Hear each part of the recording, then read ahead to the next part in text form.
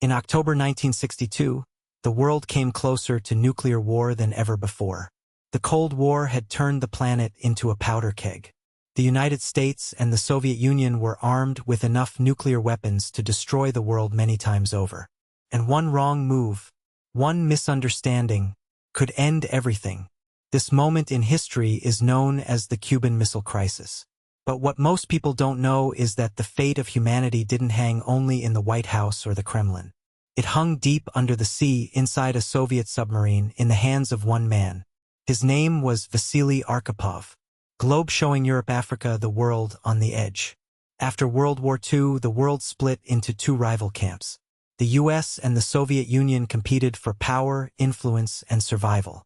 By the 1950s and 60s, this rivalry became a nuclear arms race. Both sides believed in mutually assured destruction. If one side fired nuclear weapons, the other would respond, and everyone would lose. This terrifying balance was supposed to prevent war. But instead, it created constant tension. People built bomb shelters. Children practiced nuclear drills at school. The world lived in fear. Cuba becomes the front line. In 1959, Fidel Castro led a revolution in Cuba, creating a socialist government hostile to the United States. America was furious. A Soviet ally had appeared just 90 miles from its shores. In 1961, the U.S. attempted to overthrow Castro during the Bay of Pigs invasion and failed. Cuba moved even closer to the Soviet Union. Soviet leader Nikita Khrushchev saw an opportunity. The U.S. had nuclear missiles in Turkey and Italy aimed at the USSR. So Khrushchev decided to place Soviet nuclear missiles in Cuba. A bold move, a dangerous one. Police car light, the crisis begins. In October 1962, American U-2 spy planes discovered the missile sites. President John F. Kennedy went on television and announced a naval blockade of Cuba. No Soviet ships carrying weapons would be allowed through. This wasn't just a blockade. It was an ultimatum. Remove the missiles or face war. The world held its breath. Radioactive Black Saturday. On October 27, 1962, later called Black Saturday, everything nearly collapsed. A U.S. spy plane was shot down over Cuba. Another U-2 accidentally flew into Soviet airspace. Fighter jets from both sides scrambled.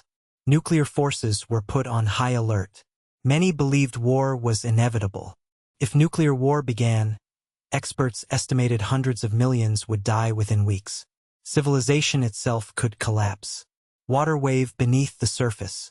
While the world watched the skies, another crisis was unfolding underwater. 4 Soviet submarines were sent near Cuba. One of them was B-59. Unknown to the Americans, each submarine carried a nuclear torpedo. And crucially, the crew had permission to launch it without direct orders if they believed war had started. B-59 was detected by U.S. naval forces. American ships began dropping practice depth charges, meant only as warning signals to force the submarine to surface. But the Soviet crew didn't know that. Inside B-59, conditions were unbearable. Temperatures reached 45 degrees Celsius, 113 degrees Fahrenheit. Oxygen levels were dangerously low. Carbon dioxide was rising. The crew was exhausted, dehydrated, and panicking. They had been out of contact with Moscow for days. Explosions shook the hull. To them, it sounded like war had begun. Warning, a deadly decision. The submarine's captain believed they were under attack. He wanted to launch the nuclear torpedo. The political officer agreed. The logic was simple: if war had started, they would strike back. But there was one final requirement.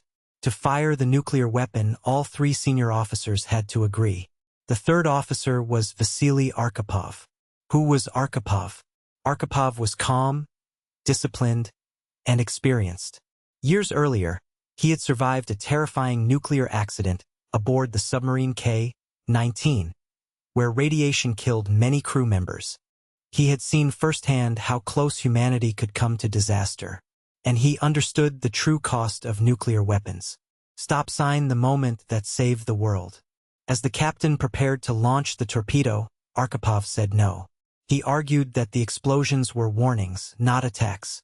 If the Americans wanted them destroyed, he said, they would already be dead. What if this was a mistake? What if no war had started? Launching that torpedo would almost certainly trigger full-scale nuclear war. A heated argument followed. Sweat poured down the walls. The submarine shook. The crew waited. Finally, the captain backed down. The torpedo was not launched. B-59 surfaced. The misunderstanding became clear. No war had begun. The submarine later slipped away and returned home. The next day, diplomacy prevailed. The Soviet Union agreed to remove missiles from Cuba. The U.S. secretly removed its missiles from Turkey. The world stepped back from the edge of extinction. Dove a silent hero, Arkhipov returned home without praise. Instead, he was criticized for allowing the submarine to be detected. His story remained classified for decades. He later developed kidney cancer, likely from radiation exposure. Vasili Arkhipov died quietly in 1998. Glowing star, the truth revealed. Only years later did historians uncover what really happened. The director of the U.S. National Security Archive called him the man who saved the world. One calm decision, one refusal to press a button, and humanity survived. Now you know his name too, Vasili Arkhipov.